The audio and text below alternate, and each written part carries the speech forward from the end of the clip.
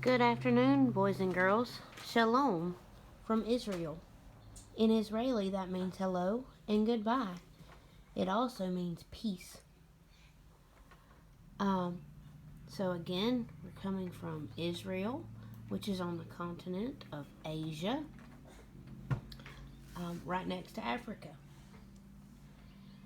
When we look across Israel, we see beautiful farmland.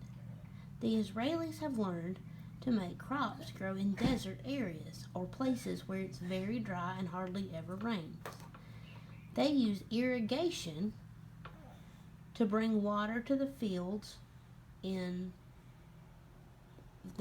orchards in pipes. You can see it right down here on the picture. That's irrigation. Those pipes spray water out onto the fields. I'm sure your mom or dad may have had to do this if they have a garden, or maybe your grandparents. We had to do that in our old garden because when it didn't rain, the garden would get dry and the fields won't grow, or the plants won't grow in the fields if there's no water. So you have to bring water to the fields. Again, that's called irrigation. And now they can grow cotton, olives, oranges, grapefruit, kiwi, grapes, tomatoes, and other good things. Jerusalem is the most important city in Israel. There's pictures of Jerusalem, the old city and the new city.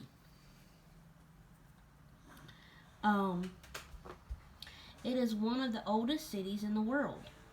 The shepherd boy David ruled here as king for many years.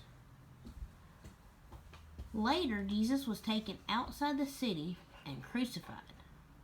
Today, when we visit Jerusalem, we can see old buildings like this up here in the top and walls that have been here since Bible times. We can also see modern buildings that look just like ours in America. There's the new city of Jerusalem. See how those look like buildings here? But these look like old buildings, kind of like some of those that we saw in Italy from the Romans. They're both really old cities that you hear about in the Bible. So it makes it real. Because sometimes the stories in the Bible, you can't imagine what it actually looks like. But when we look at cities like Rome and Jerusalem, we can see more of what they talked about in the Bible. So Sarah says that if we stay in the city until sunset, we will see why the city has been called the City of Gold. When the setting sun shines off the surrounding desert, the city of Jerusalem looks like the buildings are all made of gold. Children in Israel today wear clothes a lot like ours. They go to schools like ours, except that they go on Saturday too. They don't get much of a break at all, do they? Soccer is one of their favorite sports. They call it football, which is a lot like many of the other countries. What sport have we noticed that is the favorite across the world? Soccer, that's right. And the Israelis call it football. They call it football in Mexico and Spain. Why do you think they call it football? Just a question. Think about that and talk about it with your parents. Israeli children eat many of the same foods that we eat. Their main meal is eaten in the middle of the day. However, for breakfast, they like to eat salad with their eggs and bread. Now, Miss Patterson loves salad. I don't know about you guys. I know Ivy really likes some salad. I haven't seen anybody else really dig into some veggies. But as much as I love salad, I still think it'd take me a while to get used to eating it for breakfast. But that's one different thing about Israelis. God has helped the Israeli people to be able to learn many things. Did you know that the cell phone was developed in Israel?